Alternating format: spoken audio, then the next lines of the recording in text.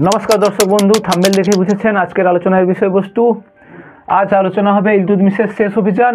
ইলতুৎমিশ কিভাবে বংশানুগত রাজতন্ত্র স্থাপনা করেছিল দিল্লি সুলতানিতে এবং দেখব ইলতুৎমিশ সম্পর্কে বিভিন্ন ঐতিহাসিক কি মত দিয়েছেন। ইতিপূর্বে ইলতুৎমিশের সিংহাসন আরোহণ, ইলতুৎমিশের উপাধি, ইলতুৎমিশের রাজ্যজয় প্রিভিয়াস ভিডিওগুলো রয়েছে, ডেসক্রিপশনে লিঙ্ক আপনারা দেখে নেবেন। তো চলুন আজকে শুরু করছি।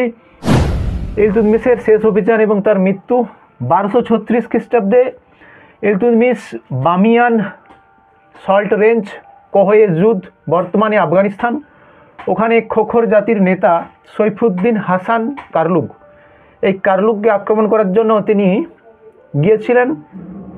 যুদ্ধ অভিযানকালেই 20 এপ্রিল ইলতুৎমিশ অসুস্থ হয়ে পড়ে। এই অসুস্থ অবস্থায় ইলতুৎমিশকে পালকিতে বসিয়ে দিল্লিতে আনা হয়, কিন্তু তার অসুস্থতা দিন দিন বাড়তে থাকায় শেষ পর্যন্ত 30 এপ্রিল তিনি মারা যায়। নেক্সট দেখব আমরা ইলতুৎমিশ কীভাবে তিনি দিল্লিতে বংশানুগত রাজতন্ত্র স্থাপনা করেছিলেন। তিনি ফার্স্ট সুলতান, অর্থাৎ যার হাত ধরে বংশানুগত রাজতন্ত্র স্থাপনা হয় দিল্লির সিংহাসনে। তিনি ইরানি এবং পারস্য এই পরম্পরা বা রীতিকে তিনি কাজে লাগিয়েছিল। যে রীতিটি ছিল যে পিতার মৃত্যুর পর কন্যা হবে উত্তরাধিকার, সেই সূত্র ধরে তিনি রাজিয়াকে নির্বাচন করেছিলেন এবং নিজের জীবন দশাতেই বা জীবনকালেই তিনি উত্তরাধিকার নির্বাচন করেছিলেন।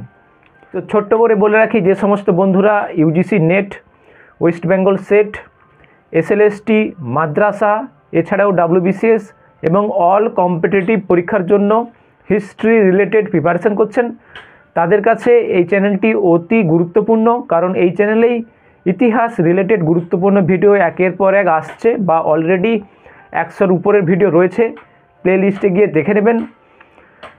তো চলুন বাকিটা শুরু করছি।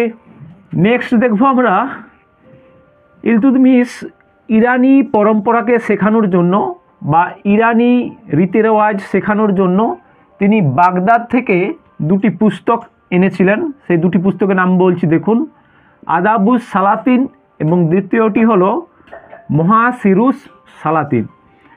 এই দুটি পুস্তক তিনি দিল্লিতে এনেছিলেন এবং তার পুত্র এবং তার পুত্রীদের শিখিয়েছিলেন রীতি রেওয়াজ, আদব কায়দা। নেক্সট দেখব ইলতুৎমিশ সম্পর্কে কে কী উক্তি করেছেন। ইলতুৎমিশকে সিংহাসন অপহরণকারী বলেছেন, এই কথাটি প্রথম বলেছেন ডক্টর আর্নল্ড এবং পরে এই কথা স্বীকার করেছেন RP ত্রিপাঠী। ইলতুৎমিশের সময় দিল্লি স্মরণস্থলে পরিণত হয়, এ কথা বলেছিল মিনহাজ সিরাজ তার তবকাত-এ-নাসিরি পুস্তকে। এছাড়াও ইলতুৎমিশের আমলে দিল্লি সম্পর্কে উক্তি করেছেন ইসামি। তিনি কি বলেছেন দেখুন, ফুলকে যেমন মৌমাছি ঘিরে ধরে এবং প্রদীপকে যেমন পতঙ্গরা ঘিরে ধরে, ঠিক তেমনি ইলতুৎমিশের আমলে দিল্লির সেই অবস্থা হয়েছিল, এই কথা বলেছিল কিন্তু ইসামি। তো যে সমস্ত বন্ধুরা এই চ্যানেলে প্রথম ভিজিট করেছেন, ভিডিওটি সম্পূর্ণ দেখেছেন, তাদের কাছে বিশেষ অনুরোধ, ভিডিও কেমন লাগলো কমেন্ট বক্সে অবশ্যই জানাবেন এবং ভিডিওয়ে একটি লাইক করে দেবেন এবং চ্যানেলটিকে সাবস্ক্রাইব করে বেল আইকন প্রেস করে রাখবেন, কারণ এই ধরনের ভিডিও যখনই আপলোড হবে এই চ্যানেলে আপনাদের মোবাইলে নোটিফিকেশান চলে যাবে। তো ভিডিওটি ছোট ছোট ভাই এবং বোনদের কাছে শেয়ার করবেন, তারাও যাতে উপকৃত হয়। তো কথা না বাড়িয়ে নেক্সট ভিডিওয়ে আবার দেখা হবে নতুন ভিডিও নিয়ে। ততক্ষণ ভালো থাকুন, সুস্থ থাকুন, পড়াশোনা চালিয়ে যান এবং দেখতে থাকুন ইতিকথা।